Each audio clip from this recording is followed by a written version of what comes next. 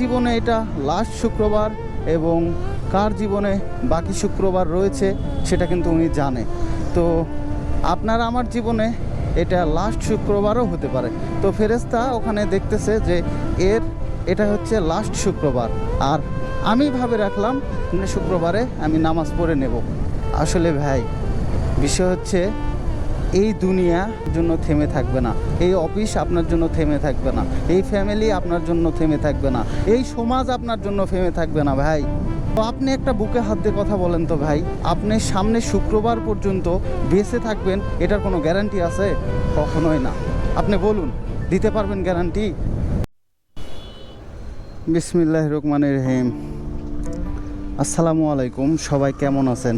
আশা রাখি সবাই ভালো আছেন মহান আল্লাহ তাআলার অসীম নিয়ামতে।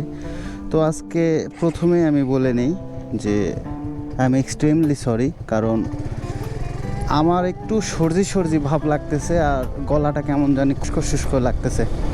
তো আমি আজকে বের হয়ে পড়েছি। আজকে তারিখ হচ্ছে 6/2/2026 আর আজকে শুক্রবার। আজকে একটা হজের দিন, আর সেই হজের দিন কায়েম করে আমি বের হয়ে পড়লাম আপনাদের সাথে রাইড শেয়ার করব, আপনাদের সাথে কথা বলবো, আপনাদের সাথে মজা করব, আড্ডা দিব, সব করব। এবং গলার খুবই সমস্যা ভাই। তো যাই হোক, এটা আপনারা একটু স্কিপ করবেন। আর যেটা দিয়ে শুরু করলাম সেটা হচ্ছে আজকে ফ্রাইডে, আর নামাজ আদায় করে আমি বের হয়ে পড়েছি এই আমার গন্তব্যস্থানের দিকে। আর আজকে আমি জানি না কোথায় যাব, আমার মামা ওয়েট করতেছে। আমার মামাকে নিয়ে আমাদের গন্তব্যস্থান আজকে কোথায় হবে আমি নিজেও জানি না। তো যেই দিক দুই চোখ যাবে এবং মন চাইবে সেদিকে যাব। তো যেটা নিয়ে কথা বললাম সেটা হচ্ছে আজকে ফ্রাইডে, শুক্রবার। আর শুক্রবারের নামাজ আদায় করার পর আমি বের হয়ে পড়েছি।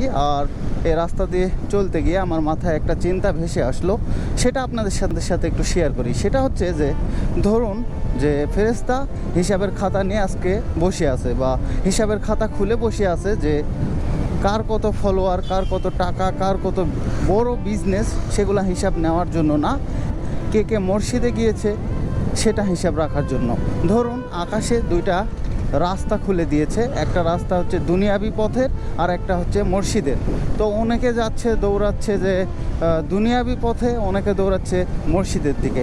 তো এখানে সবচেয়ে বড় বিষয় হচ্ছে যে যারা মসজিদে যাচ্ছে তারা ভাবতেছে যে হয়তোবা এটা আমার জীবনের শেষ নামাজ, বা মহান আল্লাহ তাআলাকে ভয় করে এবং ইসলামের অনুগত এবং নির্দিষ্ট পথে চলা তারা পছন্দ করে এবং পরকালকে ভয় করে।